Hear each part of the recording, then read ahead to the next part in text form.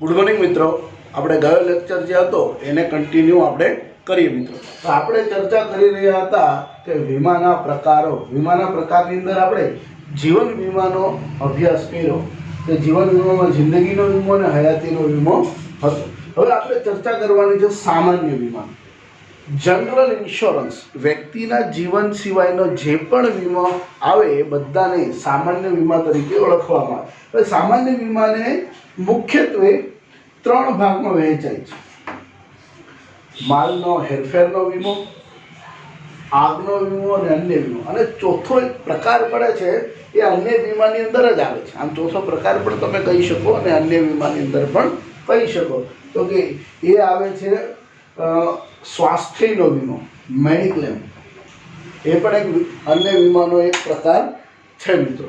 હવે જો માલની હેરફેરનો વીમા, માલની હેરફેરના વીમામાં ત્રણ આવે: દરિયાઈ વીમો, હવાઈ વીમો અને માર્ગ વીમો. માલની હેરફેરના વીમામાં કેટલા આવે? ત્રણ: દરિયાઈ વીમો, હવાઈ વીમો અને માર્ગ વીમો. હવે દરિયાઈ વીમો, હવાઈ વીમો અને માર્ગ વીમો. માર્ગ વીમોમાં પછી બે આવે: રેલવે અને રોડ રસ્તા. માલ સામાન રેલવેથી આવ્યો અને રોડ રસ્તાથી. હવે અહીંયા જો તમે માલની હેરફેર, માલ સામાનને એક જગ્યાએથી બીજી જગ્યાએ લઈ જવા લાવવા માટે કેટલા પ્રકારના રસ્તાનો ઉપયોગ થાય? તો કે ત્રણ: દરિયાઈ માર્ગ ઉપયોગ થાય, વાહન વ્યવહારનો ઉપયોગ થાય અથવા તો હવાઈ વ્યવહારનો ઉપયોગ થાય. દરિયાઈ માર્ગ, હવાઈ માર્ગ અને જમીન માર્ગ. આ ત્રણ રીતે જે છે એ માલ સામાનની લેવડ દેવડ થાય. અને ત્રણ રીતે માલ સામાન લઈ જતી વખતે અને લાવતી વખતે કોઈક ને કોઈક જોખમ રહેલું હોય છે. ચોરીનું જોખમ, લૂંટફાટ થવાનું જોખમ, માલ સામાન બગડી જવાનું જોખમ, વાહનમાં કોઈ ખામીને કારણે આગ લાગી જાય, વાહન પલટાઈ જાય, વાહન હાઈજેક થઈ જાય એનું જોખમ. આ ત્રણની કોમન વાત કરું છું. હવે આપણે જોવાનું છે માલ સામાનની હેરફેર દરમિયાન જે કોઈ પણ આર્થિક નુકસાન થાય એના આર્થિક વળતર મેળવવા માટે જે વીમો લેવામાં આવે એને માલ સામાનની હેરફેરનો વીમો કહે છે. એની અંદર દરિયાઈ વીમો, હવાઈ વીમો અને માર્ગ વીમો. હવે દરિયાઈ વીમોની વાત કરીએ તો સૌથી જૂનો વીમો છે. સૌથી જૂનો વીમો કોઈ હોય તો તે દરિયાઈ વીમો છે, સર્વવ્યાપી છે. દરિયાઈ વીમોની શરૂઆત સૌથી પહેલાં થઈ ઇંગ્લેન્ડથી શરૂઆત થઈ. ઔદ્યોગિક ક્રાંતિ પછી ઇંગ્લેન્ડનું રાજ બધી જગ્યાએ હતું. તો ઇંગ્લેન્ડ, આપણે ચર્ચા કરી હતી શરૂઆતમાં કે ઇંગ્લેન્ડ જે છે બધા દેશોમાંથી માલ સામાન લાવતો અને બીજા બધા દેશોમાં માલ સામાન લઈ જતો. એટલે શું થતું કે ઇંગ્લેન્ડ જે છે એને બીજા દેશો સાથેનો સંપર્ક દરિયાઈ માર્ગ છે.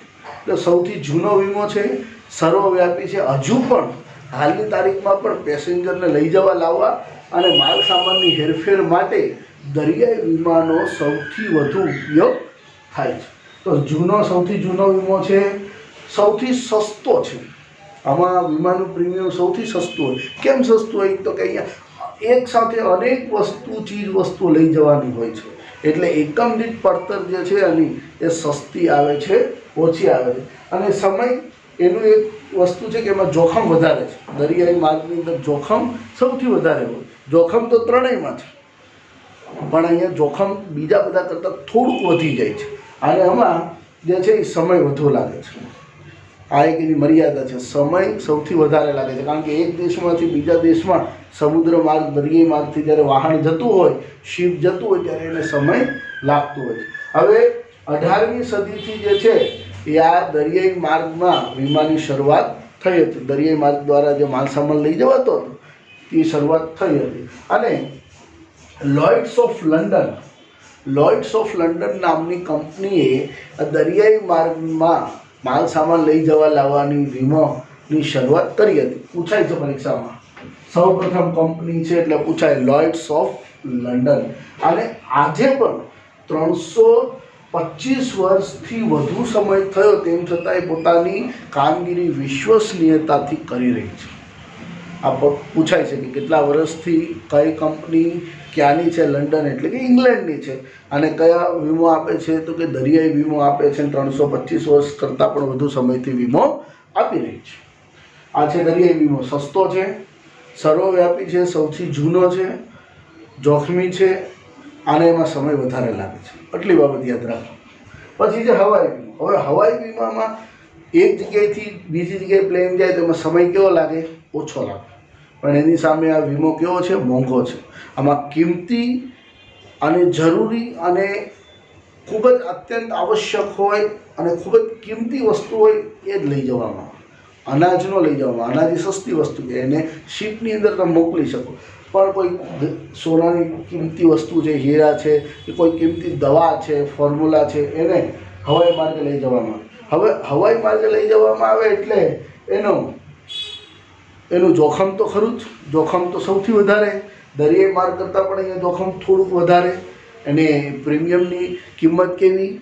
ઊંચી. સૌથી વધુ પ્રીમિયમ ચૂકવવું પડે. અને વજનમાં હલકી વસ્તુ હોય, વજનમાં હલકી હોય, કિંમતી હોય, એટલે એની કિંમતમાં ઊંચી હોય એવી જ વસ્તુ લઈ જવામાં આવે છે. હવાઈ માર્ગ એ સૌથી વધુ પ્રીમિયમ લેતો માર્ગ છે. સૌથી વધુ પ્રીમિયમ લેતો કોઈ વીમો હોય તો તે હવાઈ માર્ગનો છે. સૌથી મોંઘો પ્રીમિયમ શેનું હોય? હવાઈ માર્ગનું હોય. સૌથી સસ્તું દરિયાઈ માર્ગનું. હવે માર્ગ એટલે કે જમીન માર્ગ. જમીન માર્ગમાં બે આવે. એક આવે રેલવે દ્વારા અને એક આવે તમારે રોડ રસ્તા દ્વારા. હવે રેલવે દ્વારા જ્યારે માલ સામાન આવે ત્યારે તમે એક રેલવે નૂર એવો શબ્દ સાંભળ્યો હશે. તો રેલવે નૂર શું છે? એ માલ સામાન લઈ જવા લાવવા માટેનું ભાડું. માલ સામાન લઈ જવા લાવવા માટેનું જે ભાડું છે એને કહેવામાં આવે છે રેલવે નૂર. તો રેલવેની અંદર જે ભાડું ચૂકવવામાં આવે છે તેને રેલવે નૂર કહેવાય. હવે રેલવેની અંદર માલ સામાન આવે તો માલ સામાન ચોરી થવાનો, આગમાં બળી જવાનો, ટ્રેનને લૂંટી લેવાનો, ત્યાર પછી એમાં વાતાવરણને લીધે ખામી થવાનો. તો એના કારણે માલ સામાનને નુકસાન થાય અને એનું નુકસાન આપણે ભોગવવું ન પડે એટલા માટે થઈને રેલવેમાં માલ સામાન આવતો જતો હોય તો ત્યારે એનો વીમો લેવામાં આવે છે. તો એને રેલવેનો વીમો કહે છે. પછી રોડ રસ્તાઓમાં, ટ્રકમાં, ત્યાર પછી કોઈ વાહનની અંદર માલ સામાન લઈ જતો લાવતા હોય ત્યારે પણ ઘણા બધા નુકસાન થઈ જાય કે ભાઈ રસ્તો બરાબર ન હોય તો જે ટ્રક છે ઊંધો ઉડી જાય કે નુકસાન થાય, પ્રવાહી કોઈ પદાર્થ હોય તો એ નાશ પામે, આગ લાગી જાય અચાનક, ચોરી થઈ જાય, લૂંટફાટ થાય. તો એવા ઘણા ખરા નુકસાન હોય તો નુકસાની માટે થઈને આ વીમો લેવામાં. તો કે માલ સામાનની હેરફેર માટે થઈને આ વીમો લેવાતો હોય છે. તો દરિયાઈ વીમો હોય, હવાઈ વીમો હોય કે માર્ગ વીમો હોય, આ દરેકની અંદર માલ સામાનની હેરફેર દરમિયાન કોઈ આર્થિક નુકસાન થાય તો એના માટે આ વીમો લેવામાં આવે છે મિત્રો. હવે આપણે આગળ વાત કરવાની છે આગનો વીમો. હવે આગનો વીમો જે છે ને એમાં કારણ અને હેતુ સ્પષ્ટ છે. આગનો વીમો. હવે આગના વીમાની વ્યાખ્યા છે, તમે ચોપડીની અંદર જોજો 14 નંબરના પેજ ઉપર છે આગના વીમાની વ્યાખ્યા.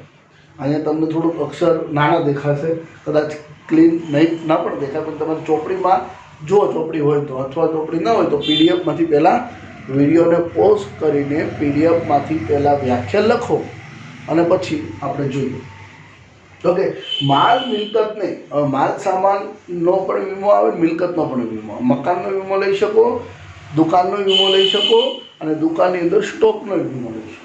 માલ મિલકતને ચોક્કસ રીતે લાગેલી આગને પરિણામે, ચોક્કસ રીતે લાગેલી આગ એટલે કે આગ જાણી જોઈને લગાવેલી ન હોવી જોઈએ. આગ એક કુદરતી રીતે લાગેલી હોવી જોઈએ, કૃત્રિમ રીતે નહીં. કેટલાય વેપારીઓ એવું કરતા હોય કે પોતે વીમો પકાવવા માટે થઈને આવું કાવતરું કરતા હોય, પણ એ જો વીમાનું ઇન્ફેક્શન આવે, એનું જે ચકાસણી કરવાનું આવે, ઇન્ફેક્શન એનું થાય, ઇન્સ્પેક્ટિંગ થાય, તો એ સમયે જો એ પકડાઈ જાય કે ભાઈ આ વ્યક્તિએ ફ્રોડ કર્યો છે, દગો કર્યો છે, તો એ દગાને ધ્યાનમાં રાખીને દગો કર્યો છે અને નુકસાન વળતરનો સિદ્ધાંતનો અહીંયા ઉલ્લંઘન કરવામાં આવ્યું છે તો એ દાવો ન પણ આપી શકે. પણ એ જો સાબિત થઈ જાય કે ભાઈ કુદરતી રીતે આગ લાગી છે તો વીમા કંપનીએ પૈસા આપવા પડે.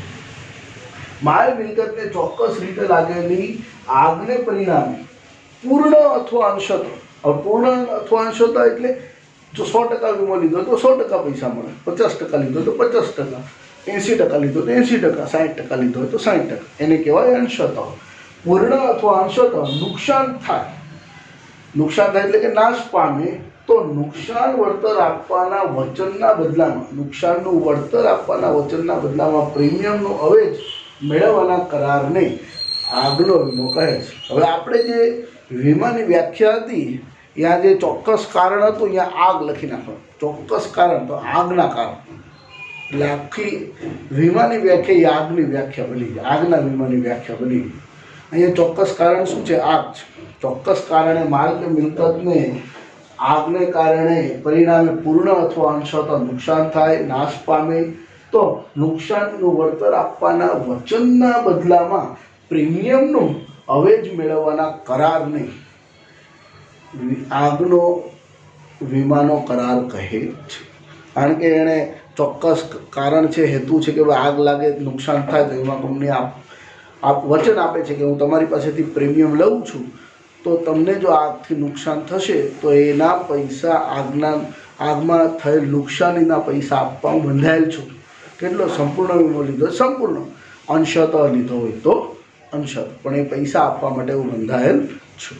તો એ આગનો વીમો છે. બે જોઈએ આપણે વીમાના મુખ્ય પ્રકાર કેટલા? બે, જીવન વીમો અને સામાન્ય વીમો. જીવન વીમામાં કેટલા આવે? બે, જિંદગીનો વીમો અને હયાતીનો વીમો. હવે સામાન્ય વીમો, સામાન્ય વીમામાં કેટલા આવે? સામાન્ય વીમાની અંદર 3 પ્રકાર: માલ સામાન્ય હેરફેરનો વીમો, આગનો વીમો અને અન્ય વીમો. હવે માલ સામાન્ય હેરફેરમાં કેટલા આવે? 3: દરિયાઈ વીમો, હવાઈ વીમો અને માર્ગ વીમો. એની ડિટેલિંગ આપણે કરી ગયા છે.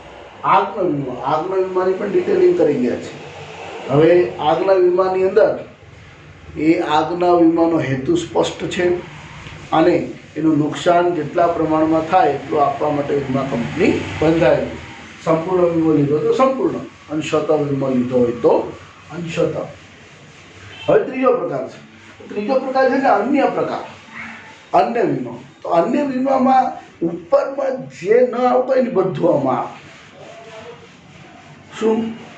જે જીવન વીમામાં ના આવતું હોય, સામાન્ય વીમામાં ના આવતું હોય, સામાન્ય વીમાના આગળના 2 પ્રકારોમાં ના આવતું, જ્યાં આપણે બાકી રહેતું હોય એ બધું અન્ય પ્રકારમાં આવે. અન્યમાં એ કોઈ ફિક્સ નથી, આટલા આની કરતાં પણ હજી વધારે આવી શકે. આપણે એમાં જોઈએ તો કે નફા નુકસાનનો વીમો હોય, એ માત્ર નામ આપ્યા છે પણ આ બધાને આપણે સમજતા જઈએ. નફા નુકસાનનો વીમો, હવે કંપની દર વર્ષે ઉત્તરોત્તર વધુ નફો કરતી હોય અને કંપનીને બીક હોય કે ક્યારેક કોઈક વર્ષ નબળું આવે કે કોઈક વર્ષ અસાધારણ આવે, એ તેજી મંદીની પરિસ્થિતિને કારણે મારા નફાને જો અસર થશે તો એ કંપની નફાનો પણ વીમો લે છે. પ્રોફિટ, નુકસાનનો વીમો કોઈ ન લે પણ નફાનો વીમો લે છે. પ્રોફિટનો ઇન્સ્યોરન્સ લેતી હોય કે ભાઈ વીમા કંપની જોઈએ ત્યારે ભાઈ છેલ્લા 10 વર્ષની અંદર આટલા રૂપિયાનો તો નફો કર્યો છે અને જો હવે ભવિષ્યની અંદર એનો ધંધો સારો ચાલે, વેચાણ સારું થાય, પણ કોઈક કારણસર એનો નફો ન થાય તો એનો નફો ભરપાઈ કરવા આપણે બંધાયેલા છીએ. તો એને નફા નુકસાન નહીં. આ બહુ રેર કેસની અંદર વીમા કંપની આપતી હોય છે અને અન્ય કંપનીઓ લેતી. આ કોઈ વ્યક્તિ ન લઈ શકે, કંપની જ લઈ શકે. આનું પ્રીમિયમ પણ વધુ હોય છે. પછી જે સ્વાસ્થ્ય વીમો એટલે કે મેડિક્લેમ, આજના જમાનાની, અત્યારના સમયની સૌથી વધુ સારી મહત્ત્વની જરૂરિયાત હોય તો તે મેડિક્લેમ છે, સ્વાસ્થ્યનો વીમો છે. કારણ કે કોઈ પણ વ્યક્તિનું સ્વાસ્થ્ય ક્યારે ખરાબ થાય અથવા અકસ્માતના કારણે એને કોઈક ઈજા થાય અથવા બીમારીના કારણે એને કોઈક સ્વાસ્થ્ય બગડે અને એને દવાખાને દાખલ થવું પડે તો એને એનો દવાખાનાનું બિલ એના આર્થિક બોજામાં વધારો કરે છે. એ પણ એનું એક પ્રકારનું આર્થિક નુકસાન જ છે. એ દવાખાનામાં જે બિલ ભરે છે એનું આર્થિક નુકસાન છે. તો એ આર્થિક નુકસાનીથી બચવા માટે થઈને વીમા કંપનીએ સ્વાસ્થ્યનો વીમો બહાર પાડ્યો છે કે ભાઈ 50 વ્યક્તિ 100 વ્યક્તિ વીમો કરાવે તો એ 100 વ્યક્તિ બીમાર ન પડે. એમાંથી કદાચ 15 વ્યક્તિ બીમાર પડે, 20 વ્યક્તિ બીમાર પડે તો આ 20 વ્યક્તિઓનો આર્થિક નુકસાન ન થાય એટલા માટે થઈને આ સ્વાસ્થ્ય વીમાનો કોન્સેપ્ટ અમલમાં આવ્યો છે. સામાન્ય વીમાની જેમ જ આ પણ છે. આમાં પણ આમાં વ્યક્તિનો દવાખાનાનો કોઈ ખર્ચ આવે તો જ એ આપવા માટે બંધાયેલ છે વીમા કંપની. મૃત્યુ થાય તો બંધાયેલ નથી. મૃત્યુ થાય તો એ જીવન વીમામાં આવે. એ સ્વાસ્થ્ય વીમો એટલે દવાખાનાનો ખર્ચ આવે, એ દવાખાનાનો ખર્ચ આપવા માટે વીમા કંપની બંધાયેલી. કોઈ વ્યક્તિ 5 લાખનો વીમો લે તો 5 લાખના વીમા સુધીની એનો ખર્ચ આવે તો ત્યાં સુધીનો ખર્ચ એ આપવા માટે બંધાયેલ છે. હવે દરેકે દરેક વીમા કંપનીના રૂલ્સ, નીતિ, નિયમો અલગ અલગ હોય છે. પણ સ્વાસ્થ્ય વીમો એટલે કોઈ બીમારીના કારણે વ્યક્તિને હોસ્પિટલાઇઝ થવું પડે, દવાખાને જવું પડે, જે આર્થિક હોસ્પિટલનું જે બિલ આવે ને એના કારણે જે આર્થિક ભારણ વધે તો એ આર્થિક ભારણ ઓછું કરવાનું કામ સ્વાસ્થ્ય વીમો કરે છે. અને સ્વાસ્થ્ય વીમાથી વ્યક્તિને આર્થિક રાહત મળે છે. તો એને કહેવાય સ્વાસ્થ્ય વીમો. પછી જે લૂંટફાટનો વીમો. હવે કંપનીને ડર હોય કે ભાઈ આપણું ગોડાઉન, આપણું જે આપણે માલ સામાન બનાવીએ છીએ, આપણું પ્રોડક્શન હાઉસ છે અથવા ગોડાઉન છે, ત્યાં કદાચ લૂંટફાટ થઈ શકે, કદાચ કોઈક વખત એવું બની શકે, ધમાલ થતી વારંવાર, તો એ લૂંટફાટનો વીમો લેતી હોય. અહીં જો બધામાં કારણ ચોક્કસ છે. લૂંટફાટનો વીમો લીધો હોય અને માલિકનું સ્વાસ્થ્ય બગડે તો ન મળે, એનો સ્વાસ્થ્ય માટે અલગ વીમો લેવો. અકસ્માતનો વીમો પણ આવશે, એ અલગ. લૂંટફાટ જે કારણથી વીમો લીધો હોય એ કારણથી નુકસાન થાય તો જ મળે. આગનો વીમો લીધો હોય અને લોકો ચોરીને લઈ જાય તો પૈસા ન મળે. આગનું કારણ હોવું જરૂરી છે. ત્યાર પછી જે ઢોર ઢાખરનો એટલે કે જે આપણે ઢોર ઢાખર હોય એટલે કે જેમ કે ભેંસ, ગાય. હવે આમાં ઢોરની અંદર શું હોય કે જેમાંથી આપણી આવક હોય, પશુપાલન ચાલતો હોય. કૂતરા રખડતા હોય તો એનો વીમો ન હોય. પણ પાલતુ કૂતરો હોય જેની કિંમત બજારમાં ઊંચી આંકાતી હોય, ખરીદીને લાવે તો એનો વીમો હોય. રોડે રખડતા કૂતરાઓનો વીમો ન હોય, કારણ કે એમાં વીમા યોગ્ય હિત નથી. પણ કોઈક અમેરિકન ડોગ કોઈ લાવે, ઇંગ્લિશ કૂતરાઓ લાવે અને એની ઊંચી કિંમત ચૂકવી લાવે તો એનો વીમો પણ કરાવતા હોય. પોતાનો વીમો ન હોય પણ કૂતરાઓનો વીમો પહેલાં કરાવે. કારણ કે કૂતરું કંઈ ખોવાઈ ગયું તો, કોઈ ચોરી ગયું તો, કંઈક એને થઈ ગયું તો એનો વીમો પણ કરાવતા હોય છે. ઢોર ઢાખરની અંદર મોટે ભાગે ગાય, ભેંસ, બળદ એવા બધાના વીમા હોય છે. જે વાહન વ્યવહાર તરીકે ઉપયોગ થતો હોય, જે ઢોર ઢાખરનો અથવા તો એમનામાંથી દૂધનું પ્રાપ્ત થતું હોય તો એનો પણ વીમો હોય છે. પછી સમૂહ વીમો એટલે ગ્રુપ ઇન્સ્યોરન્સ. હવે ગ્રુપ ઇન્સ્યોરન્સ મોટે ભાગે કંપનીઓમાં હોય છે. કંપની શું કરે, એના કર્મચારીઓનો કોઈ એક કર્મચારીનો વીમો ન લે, અનેક કર્મચારીનો એક સાથે વીમો લઈ લે. 500 વ્યક્તિ કામ કરતા હોય તો એક ગ્રુપ ઇન્સ્યોરન્સ લઈ. ગ્રુપ ઇન્સ્યોરન્સમાં કંઈ બધા વ્યક્તિ એક સાથે તો નથી મૃત્યુ પામવાના, એક સાથે તો નથી બીમાર પડવાના. તો એમાંથી કદાચ 500માંથી 10 વ્યક્તિ બીમાર પડે તો 10 વ્યક્તિને એનો લાભ મળે. તો એ ગ્રુપ ઇન્સ્યોરન્સ છે. ત્યાર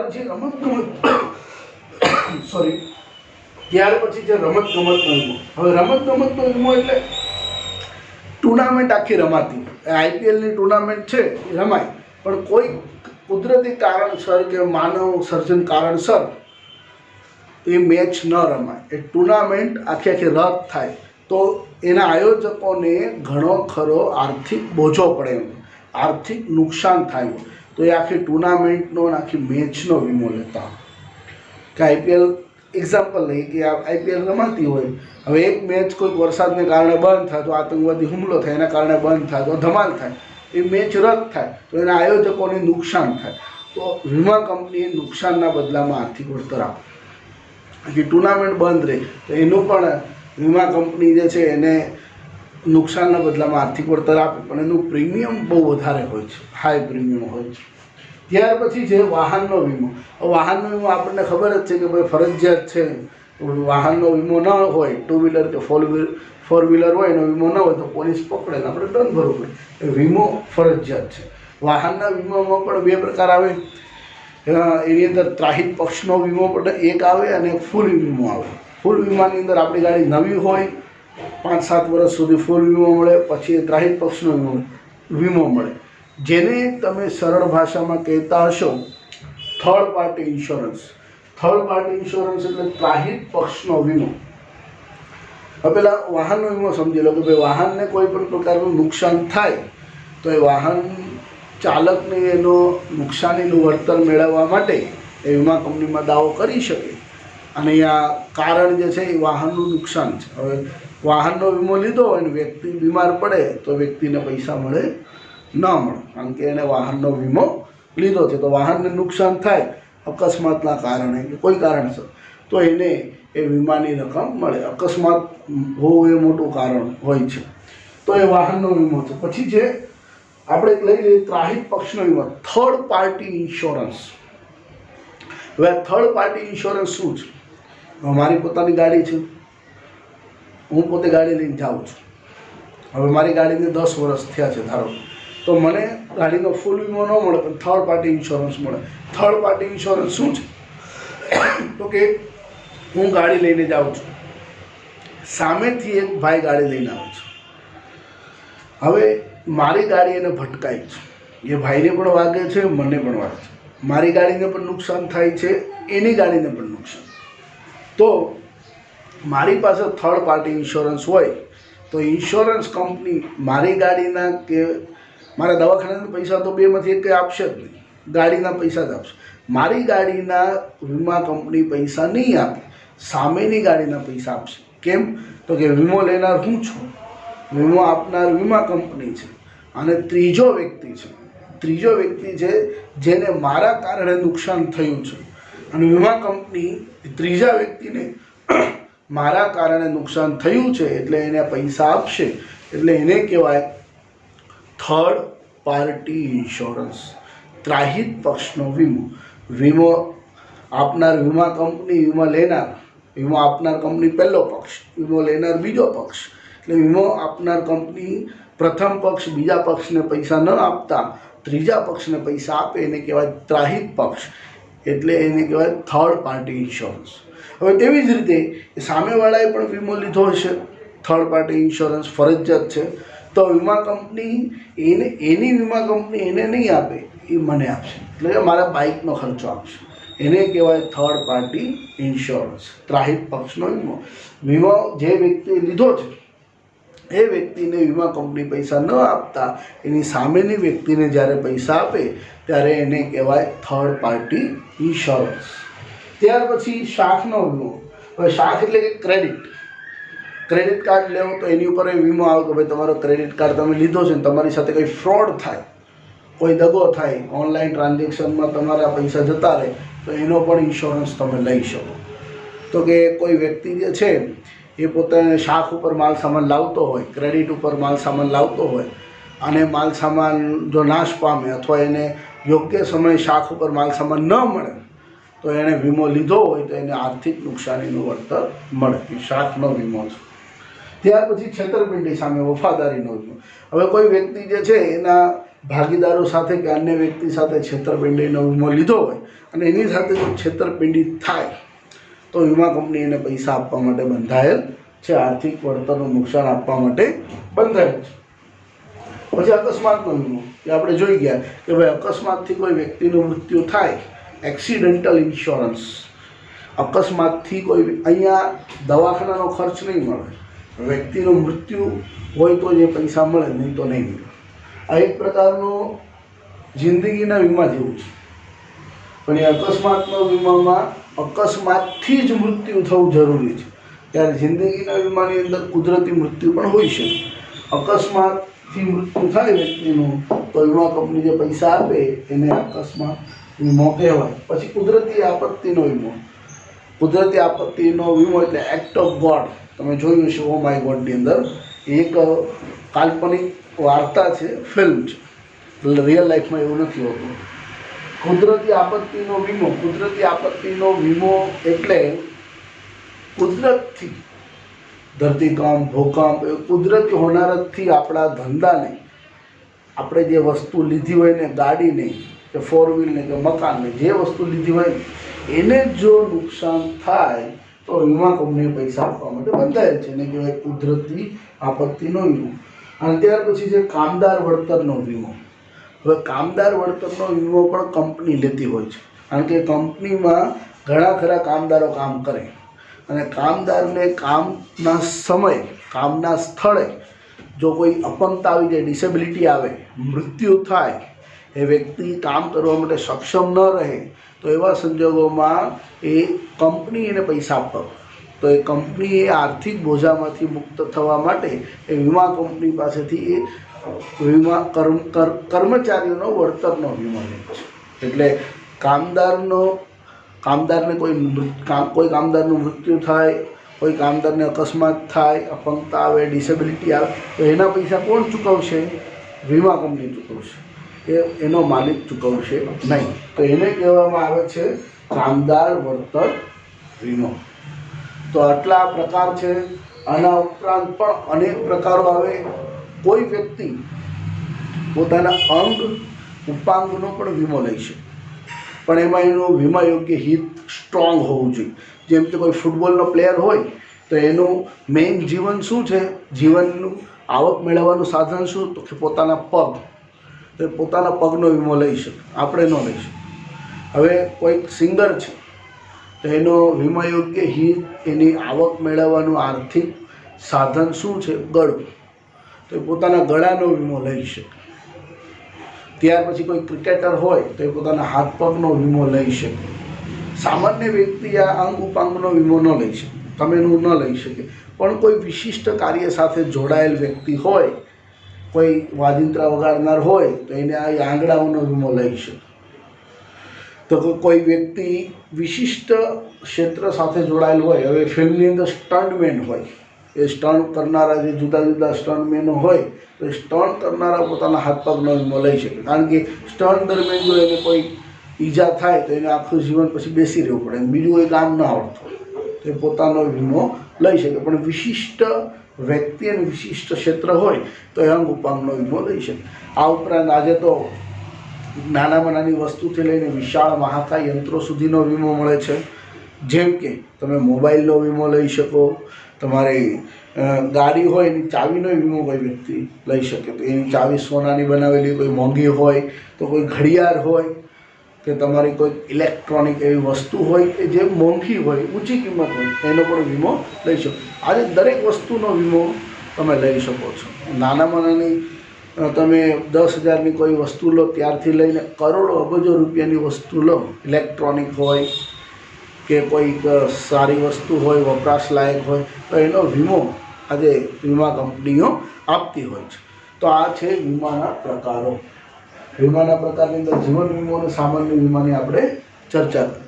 વીમાના પ્રકારો અહીંયા પૂરા થાય છે. હવે પછીનો આપણે મુદ્દો જોઈએ મિત્રો. વીમાના પ્રકારો આપણે જોયા. હવે આપણે આગળનો મુદ્દો જોઈએ મિત્રો. તો આગળનો મુદ્દો છે વીમાનું ખાનગીકરણ. હવે વીમાનું ખાનગીકરણ સમજતા પહેલાં આપણે ખાનગીકરણ અને રાષ્ટ્રીયકરણ આ બે શબ્દોને સમજવા પડે. તો કે ખાનગીકરણ કોને કહેવાય અને રાષ્ટ્રીયકરણ કોને કહેવાય? હવે પ્રાઇવેટાઇઝેશન એન્ડ નેશનલાઇઝેશન. હવે ખાનગીકરણ એટલે શું? સરકાર દ્વારા ચાલતું કોઈ પણ એકમ, જેમ કે શિક્ષણ, કુરિયરની સેવા, તાર ટપાલની સેવા, રેલવેની સેવા, સંરક્ષણની સેવા, દેશને અંદર ઉત્પાદન કરવાની સેવા, એ દરેક કોઈ પણ એકમ હોય જે સરકાર દ્વારા ચાલતું હોય, સરકારે એકમમાં કામ કરવાની છૂટ પ્રાઇવેટ વ્યક્તિઓને આપે, ખાનગી વ્યક્તિને આપે, ખાનગી સંસ્થાને આપે, ખાનગી કંપનીને આપે, તો એને કહેવાય ખાનગીકરણ, પ્રાઇવેટાઇઝેશન. જેમ કે શિક્ષણનું પ્રાઇવેટાઇઝેશન થયું છે, ખાનગીકરણ થયું છે. તો કે શિક્ષણ આપવાનું મુખ્ય કાર્ય, મુખ્ય ઉદ્દેશ સરકારનું છે, પણ સરકારે શું કર્યું? એમાં ખાનગીકરણ કર્યું. તો કે ખાનગી શાળાઓને, કોલેજોને, બાળ મંદિરોને એ શિક્ષણ આપવા માટેની છૂટ આપી. તો એ શું થયું? શિક્ષણનું ખાનગીકરણ થયું. તેવી રીતે તાર ટપાલનું ખાનગીકરણ થયું, કુરિયરની સેવાનું ખાનગીકરણ થયું. સરકાર જે લઈ જવા લાવવાની સુવિધા આપતું હતું, ટ્રાન્સપોર્ટેશન, સરકારી બસ, એની જગ્યાએ પ્રાઇવેટ બસ આવી ગઈ, એસી બસ આવી ગઈ, લક્ઝરી આવી ગઈ. તો એ શું છે? પરિવહન સેવાનું, અવર જવર કરવાની સેવાનું ખાનગીકરણ. સરકારની માલિકી હોય એ એકમની માલિકી સરકાર કોઈ ખાનગી વ્યક્તિ, કંપની કે સંસ્થાને કરવાની છૂટ આપે, ધંધો કરવાની છૂટ આપે, એને કહેવાય ખાનગીકરણ. ક્લિયર? ખાનગીકરણ એટલે સરકારની માલિકીનું, સરકાર દ્વારા સંચાલિત હોય એ ખાનગી વ્યક્તિઓને ચલાવવાની સ્વતંત્રતા, એટલે ખાનગીકરણ. હવે રાષ્ટ્રીયકરણ એટલે આની કરતાં તદ્દન વિરોધી. ખાનગી વ્યક્તિનું હોય કોઈ એકમ, સંસ્થા કે કામ કે ધંધો એ સરકાર પોતાના હસ્તક લઈ લે તો એને કહેવામાં આવે રાષ્ટ્રીયકરણ. આરબીઆઈ પહેલાં પ્રાઇવેટ બેંક હતી, ફેડરલ બેંક ઓફ ઇન્ડિયા હતી, 1994માં સ્થપાઈ. ત્યાર પછી એનું 1949માં રાષ્ટ્રીયકરણ થયું. એટલે ફેડરલ બેંક ઓફ ઇન્ડિયાનું નામકરણ કરીને, રાષ્ટ્રીયકરણ કરીને એને રિઝર્વ બેંક ઓફ ઇન્ડિયા બનાવવામાં આવે. એટલે શું થયું? રાષ્ટ્રીયકરણ. પ્રાઇવેટ એકમની માલિકી સરકારે લીધી એટલે એને કહેવામાં આવે છે રાષ્ટ્રીયકરણ. સરકાર પોતાની માલિકી પ્રાઇવેટ વ્યક્તિને આપે તો એને ખાનગીકરણ કહેવાય. પ્રાઇવેટ વ્યક્તિ સંસ્થાની માલિકી સરકાર લે તો એને રાષ્ટ્રીયકરણ. એટલે વીમા ક્ષેત્ર બંને થયું છે, ખાનગીકરણ પણ થયું છે અને રાષ્ટ્રીયકરણ પણ થયું છે. હવે આપણે જોઈએ વીમાનું ખાનગીકરણ. હવે સૌપ્રથમ છે ને, ભારતની અંદર વીમો કોણ લાવ્યું હોય? ઓબ્વિયસલી વીમાની શોધ અંગ્રેજોએ કરી. ઇંગ્લેન્ડની અંદર શોધ થઈ એટલે ભારતમાં પણ અંગ્રેજોનું શાસન હતું. એટલે ભારતમાં પણ વીમો લાવવાની શરૂઆત કોણ કરે? અંગ્રેજો જ કરે. સ્વાભાવિક છે. તો સૌપ્રથમ જીવન વીમો એટલે કે લાઈફ ઇન્સ્યોરન્સની શરૂઆત ખાનગી ક્ષેત્રથી થઈ હતી. ખાનગી ક્ષેત્રથી જ થાય, કારણ કે અંગ્રેજો હતા એમની કૂટનીતિ જેવી હતી. કૂટનીતિ એવી વાપરતા કે ભાઈ આપણે વધુ કમાવા જોઈએ, સામેના વ્યક્તિનો કમાવા દેવાનું નથી, સામેનો દેશને પાયમાલ બનાવો અને પોતે સમૃદ્ધ બનો. એ પહેલેથી જ અંગ્રેજોની નીતિ હતી. તો અંગ્રેજોએ ભારતની અંદર લાઈફ ઇન્સ્યોરન્સ, જીવન વીમો લાવ્યા. પછી અંગ્રેજો જતા રહ્યા, આપણો દેશ આઝાદ થયો. તેમ છતાં જે અંગ્રેજોની કંપની હતી, જીવન વીમો વેચતી હતી, એ હતી જ. હવે અંગ્રેજોની પહેલેથી ટેવ હતી કે મનમાની કરવી, લોકો પાસેથી પ્રીમિયમ લઈ લેવું, ક્લેમ ના આપવો. એટલે સરકાર, આપણો દેશ આઝાદ થયો, આપણા દેશની સરકાર આવી એટલે સરકારોમાં આની ફરિયાદ કરી. ઘણા ખરા લોકો એની ફરિયાદ કરી કે દાવો સાચો હોવા છતાં આનો ક્લેમ આજે કંપની છે એ આપતી નથી, કે આના માત્ર નફો કરવાના હેતુથી કામ કરે છે, પોતાના દેશની અંદર બધું વળતર લઈ જાય છે. એટલે અયોગ્ય વેપારી નિયમોને કારણે, રીતિ રિવાજને કારણે, રસમોને કારણે એ સરકાર સામે ઘણી ખરી ફરિયાદો આવીને સરકારે પછી એક વટહુકમ બહાર પાડ્યો. સરકારે નીચલું ગૃહ અને ઉપલું ગૃહની અંદર એક વટહુકમ બહાર પાડ્યો, એક ઠરાવ બહાર પાડ્યો. અને 19 જાન્યુઆરી 1956 તારીખ ખાસ યાદ રાખજો, 19 જાન્યુઆરી 1956ના રોજ વટહુકમ દ્વારા જીવન વીમાનું, લાઈફ ઇન્સ્યોરન્સનું રાષ્ટ્રીયકરણ કરી નાખ્યું. પછી જેટલી ખાનગી કંપની છે એ બધી સરકારના હસ્તક લઈ લીધી. એટલે રાષ્ટ્રીયકરણ કરી નાખ્યું અને બધી ખાનગી કંપનીઓને એકત્ર કરીને એક કંપની બનાવી, ભારતીય જીવન વીમા નિગમ, LIC ઓફ ઇન્ડિયા. આપણે જે LICનું નામ સાંભળીએ છીએ એ પહેલાં પ્રાઇવેટ કંપનીઓ જુદી જુદી હતી.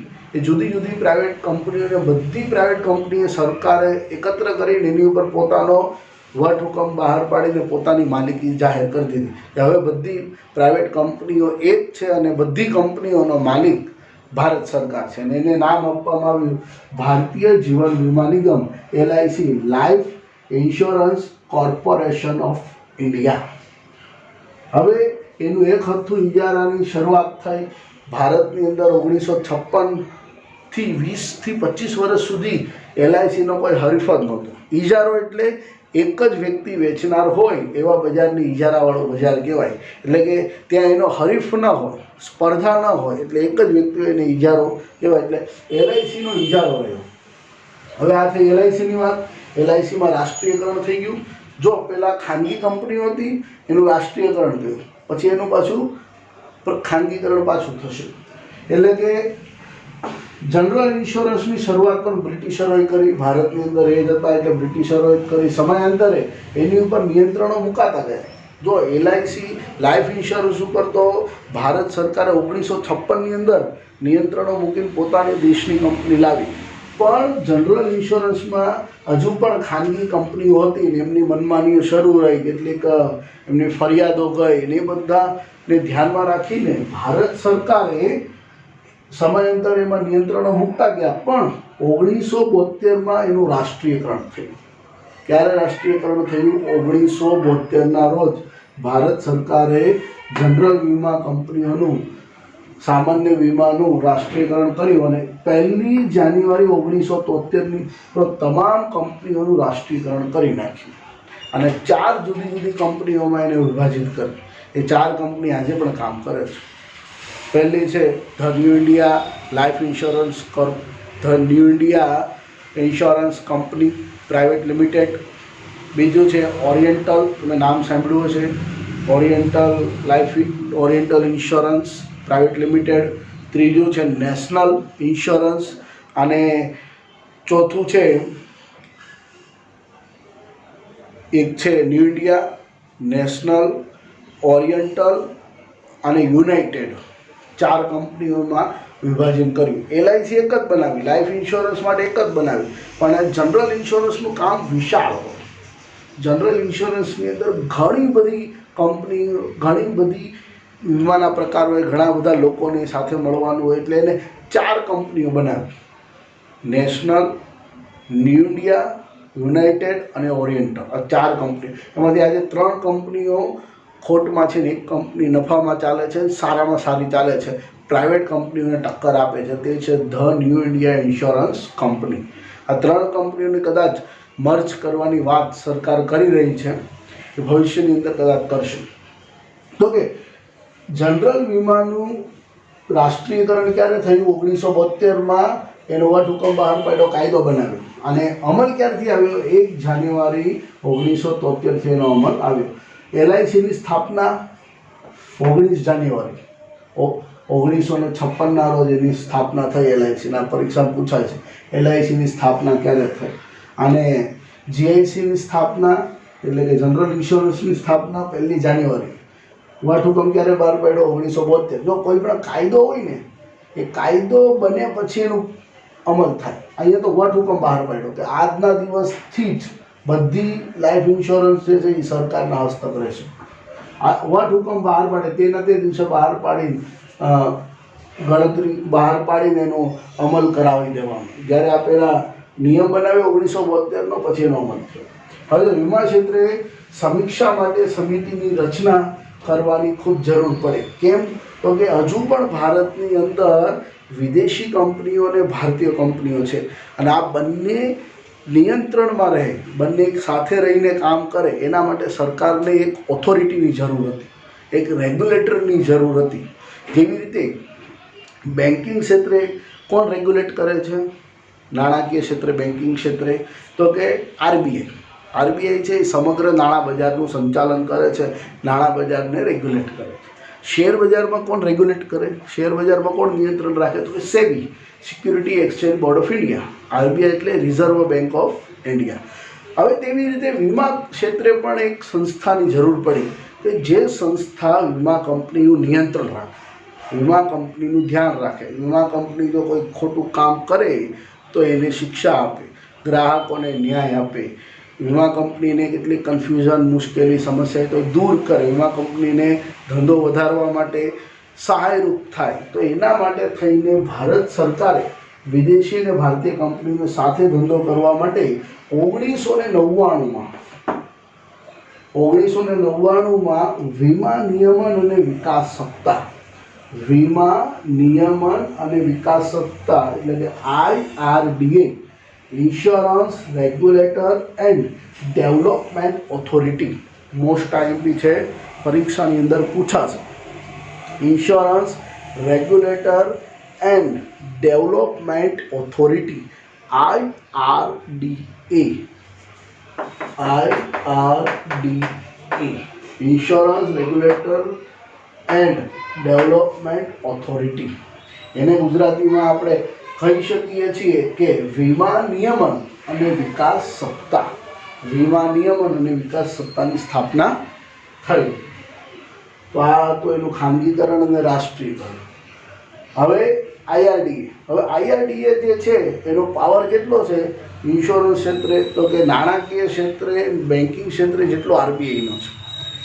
શેર બજારમાં જેટલો પાવર સેબીનો છે, security exchange board of India, એટલો પાવર IRDAનો છે. હવે IRDA બનાવવાની શા માટે શરૂઆત કરવામાં આવી? IRDA શા માટે બનાવવામાં આવ્યું? કારણ કે ભારત દેશે 1991 ત્રણ પગલાં લીધા હતા. LPG, લિબરલાઇઝેશન, પ્રાઇવેટાઇઝેશન ને ગ્લોબલાઇઝેશન. 91 અંદર ભારત સરકારે ત્રણ પગલાં લીધા. એના કારણે થઈને આપણે લિબરલ થયા, ઉદારીકરણ અપનાવ્યું, ખાનગીકરણ અપનાવ્યું. તો એના કારણે થઈને વૈશ્વિકીકરણ અપનાવ્યું. એના કારણે થઈને વિદેશની કેટલી કંપનીઓ ભારતમાં આવી. ભારતમાં આવવાથી પાછી હરીફાઈ શરૂ થઈ. પાછી વિદેશી કંપનીઓ કોઈ પોતાની મનમાની ન કરે અને ભારતીય કંપનીને નુકસાન ન થાય એટલા માટે IRDAની સ્થાપના કરવામાં આવી. 1991માં IPLના પગલાં લીધા, LPGના પગલાં લીધા, લિબરલાઇઝેશન, પ્રાઇવેટાઇઝેશન, ગ્લોબલાઇઝેશન, ઉદારીકરણ, ખાનગીકરણ અને વૈશ્વિકીકરણ. અને 1999માં IRDAની સ્થાપના કરવી. હવે IRDA જે છે એ ભારતની સર્વોચ્ચ સ્વાયત્ત અને કાયદાકીય સંસ્થા છે. RBIમાં ગવર્નર હોય એવી રીતે આમાં પણ ગવર્નર હોય. આમાં સરકાર પોતે માથું ન મારી શકે અને પોતાને સ્વતંત્ર રીતે કામ કરવાની સત્તા છે. પોતે સ્વાયત્ત છે અને કાયદાકીય સંસ્થા છે. આના કાયદાઓ એ પોતે બનાવે. હવે નિયંત્રણ અને વિકાસના કાર્યો સંભાળે છે. શું કામ કરે છે IRDA? તો કે વીમા કંપનીઓ પર નિયંત્રણ રાખે છે અને વીમા કંપનીઓનું ડેવલપિંગ કરે છે, વિકાસનો કાર્યો કરે છે. હવે IRDA એક્ટ છે. IRDA act 1999. પરીક્ષામાં પૂછાય છે IRDA એક્ટ ક્યારે આવ્યો હતો? કે 1999ની અંદર. હવે જો ભારત સરકારે જે LPGના પગલાં લીધા, જેથી કરીને ભારત સરકારે વિદેશી મૂડીરોકાણને આકર્ષવાનો પ્રયત્ન કર્યો. એટલે વિદેશી ક્ષેત્રને આવકારવા માટે FDI, foreign direct investment, foreign direct investment એટલે કે વિદેશી સીધું રોકાણ. ભારત સરકારે વિદેશી સીધું મૂડીરોકાણ કરવા માટે વિદેશના રોકાણકારને આવકાર્યા. હવે ઇન્ડસ્ટ્રીની અંદર આવે, ઉદ્યોગોની અંદર આવે, તેવી રીતે સર્વિસ સેક્ટરમાં પણ આવે. એની અંદર સર્વિસની અંદર પહેલું આવે ઇન્સ્યોરન્સ, પછી વાહન વ્યવહારમાં પણ આવ્યા, તાર ટપાલમાં પણ આવ્યા, કુરિયરની સર્વિસમાં પણ આવ્યા. બધી જુદી જુદી જગ્યાએ આવે. પણ 1999માં વિદેશી સીધું મૂડીરોકાણ કેટલા ટકા સુધીનું સીમિત રાખવામાં આવ્યું? 26%.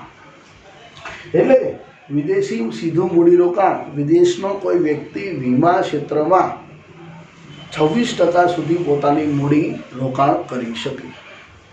હવે કંપનીનો એક રૂલ્સ છે, 1956નો રૂલ્સ છે કે કોઈ પણ કંપનીમાં 51% શેર જેની માલિકીના હોય એ કંપનીનો માલિક કહેવાય. એટલે અહીંયા ભારત સરકાર 51% કરતાં વધવા દેશે નહીં, કારણ કે ભારત સરકારને પોતાની માલિકી જાળવી રાખવી છે. હવે વિદેશી મૂડીરોકાણની વધુ જરૂર પડી એટલે 2015માં અને વધારવામાં 26%થી 49% FDI કરવામાં, ફોરેન ડાયરેક્ટ ઇન્વેસ્ટમેન્ટ કરવામાં આવ્યું. કેટલા ટકા? 49% સુધી કરવામાં આવ્યું. 49% કરતાં વધારે ન કરે. કેમ ન કરે? કારણ કે 49% કરતાં વધારે કરે તો વિદેશી મૂડીરોકાણ જો 51% થઈ જાય તો એ પોતાની મનમાની પાછી શરૂ, સરકારનો અંકુશ ના રહે. એટલે સરકારે આ દરેકે દરેક વીમા કંપનીને અંકુશમાં રાખવા માટે થઈને આ રીતની યોજના ઘડે છે અને IRDA કામ કરે છે. તો IRDA બે કામ કરે છે, એક નિયંત્રણનું કામ કરે છે અને એક વિકાસનું કામ કરે છે.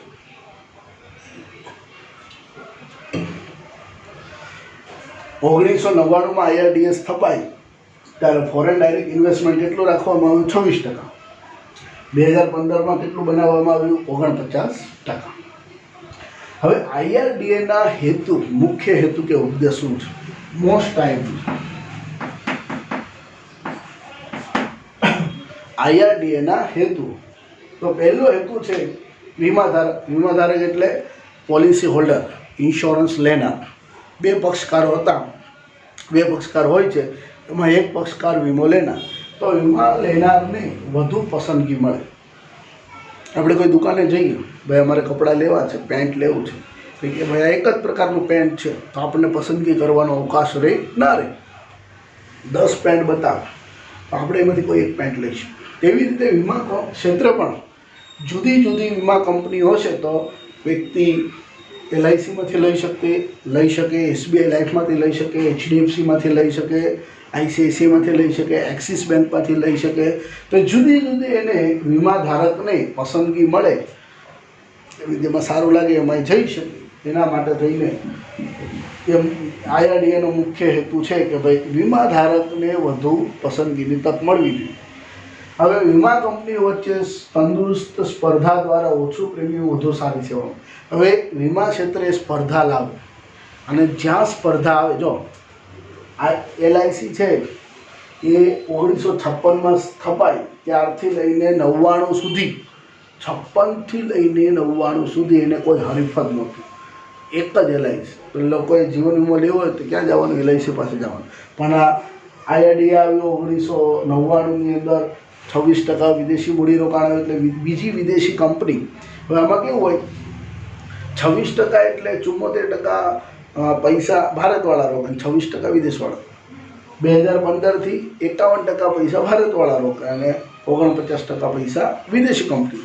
એવું જરૂરી નથી 40% રોકાણ, એટલે મેક્સિમમ એટલું રોકી શકે. એટલે જ્યાં પ્રાઇવેટાઇઝેશન થયું એટલે કંપનીઓ વચ્ચે શું થાય? સ્પર્ધા થાય. હવે અત્યારે લાઈફ ઇન્સ્યોરન્સ લેવો તમારે તો અઢળક કંપનીઓ છે. તો તમને એ જ્યારે બજારની અંદર સ્પર્ધા હોય ત્યારે એનો લાભ કોને થાય? ગ્રાહકને થાય. અને એ ગ્રાહક કોણ છે? પોલિસી ખરીદનાર, વીમા ધારકને લાભ થાય છે. એટલે શું થાય? સ્પર્ધામાં ટકી રહેવા માટે વીમા કંપની શું કરે? ઓછું પ્રીમિયમ લઈને વધુ સારી સેવા આપે. ઓછા પ્રીમિયમમાં વધુ સેવાનો લાભ ગ્રાહકને મળે. આ એક હેતુ છે. પછી જે અર્થતંત્રમાં ભંડોળ પ્રાપ્ત થાય. હવે વિદેશી કંપની હોય તો એ પૈસા ઉઘરાવે આપણા દેશમાંથી ઇન્સ્યોરન્સના. બધા કંઈ પોતાના દેશમાં ન લઈ છે. આપણા દેશના અર્થતંત્રને ભંડોળ મેળવવાનો હેતુ. ત્યાર પછી જે વીમા કંપનીઓ સ્વનિયમિત પોતે પોતાનું નિયમન કરે, સ્વનિયમન કરે. એના માટે સરકાર એના કામમાં દખલગીરી ન કરે, સરકાર એને વારંવાર પૂછવા ન આવે. એણે પોતે પોતાના હિસાબો બનાવવાના, હિસાબો ઓડિટ કરવાના, સમય થાય ત્યારે સરકારને જમા કરાવવા. પોતે નિયંત્રણમાં રહીને કામ કરવાનું. એટલે નિયંત્રણ લાવવા માટે ફરિયાદ નિવારણ તંત્રની વ્યવસ્થા કરવી. હવે પહેલાં શું થતું? કોઈ વ્યક્તિને ફરિયાદ હોય તો સીધા સરકાર પાસે જતા કે ભાઈ આ વીમા કંપનીએ અમને આ પ્રમાણે કીધું હતું, પૈસા નથી ચૂકવ્યો. પોલીસ સ્ટેશને કેસ લખાવતા. તો હવે શું થયું? તે નિયમન સંસ્થા બનાવી દેવામાં આવી, LIC બનાવવામાં આવી. હવે ફરિયાદ કરવા સરકાર પાસે નહીં જવાનું. ફરિયાદ નિવારણ કેન્દ્ર એમનું પોતાનું હોય, કસ્ટમર કેર હોય. તમે અત્યારે કોઈ સિમ લો કે કોઈ પણ વસ્તુ લો તો એમાં કસ્ટમર કેર નંબર તમને મળે. એટલે તમે કસ્ટમર કેરમાં જઈને ફોન કરીને તમારું સોલ્યુશન મેળવી શકો. અથવા એનું કેર સેન્ટર હોય ત્યાં જઈને, કસ્ટમર કેર સેન્ટર હોય ત્યાં જઈને તમારો મુશ્કેલી હોય એનું નિવારણ કરી શકો. તો એ ફરિયાદનું નિવારણ કરવાની વ્યવસ્થા આ કંપનીઓ, વીમા કંપની પોતે કરે એવો એક હેતુ છે. IRDAના હેતુ શું છે? વીમા ધારકને વધુ પસંદગી મળે એવો હેતુ છે. વીમા કંપની વચ્ચે તંદુરસ્ત સ્પર્ધા દ્વારા ઓછું પ્રીમિયમ, વધુ સારી સેવા વીમા ધારકને મળે એનો હેતુ છે. અર્થતંત્ર માટે ભંડોળ મેળવવાનો હેતુ છે. વીમા કંપનીઓમાં સ્વનિયમન લાવવાનો હેતુ છે. અને ફરિયાદ નિવારણ તંત્રની વ્યવસ્થા કરવાનો હેતુ રહેલો છે. તો આટલા 5 હેતુ જે છે એ IRDAના છે. IRDAના 5 હેતુઓ છે. તો અહીંયા આપણો સંપૂર્ણ મુદ્દો ઇન્સ્યોરન્સ જે છે, વીમો છે એ પૂર્ણ થાય છે. વીમાનો અર્થ, એના સિદ્ધાંતો, પ્રકારો, વીમાનું ખાનગીકરણ, રાષ્ટ્રીયકરણ અને IRDA સંસ્થા. IRDA સંસ્થા 3 ગુણની અંદર પણ પૂછાય છે. આ 2 ગુણની અંદર પણ એના મુખ્ય હેતુઓ પૂછાય છે. કારણ આમાં 1 ગુણ 2 ગુણની અંદર પ્રશ્નો પૂછાય છે કે LICની સ્થાપના, GICની સ્થાપના. LICની સ્થાપના 19 જાન્યુઆરી 1956, GICની સ્થાપના એટલે કે જનરલ ઇન્સ્યોરન્સ 1972નો કાયદો 1/1/1973ના રોજ એનો અમલ થયો. તો આ સંપૂર્ણ મુદ્દો જે ચલાવ્યો છે એમાં કોઈ પણ પ્રકારની કોઈ મુશ્કેલી, સમસ્યા હોય તો મારો કોન્ટેક્ટ કરજો મિત્રો. બને એટલું સરળ અને સાદી ભાષામાં સમજાવવાનો પ્રયત્ન કર્યો છે. તેમ છતાં કોઈ જગ્યાએ કાંઈ ક્ષતિ રહી જાય, બોલવાની અંદર કંઈક ફમ્બલિંગ થઈ જાય કે પછી કંઈ ભૂલ થઈ જાય તો ધ્યાન દોરશો. અથવા તો પુસ્તક હોય તો એમાં સુધારવાનો પ્રયત્ન કરજો. અને તેમ છતાં કાંઈ જરૂર પડે તો મારો સંપર્ક કરજો મિત્રો. ચાલો મિત્રો. જય શ્રી કૃષ્ણ.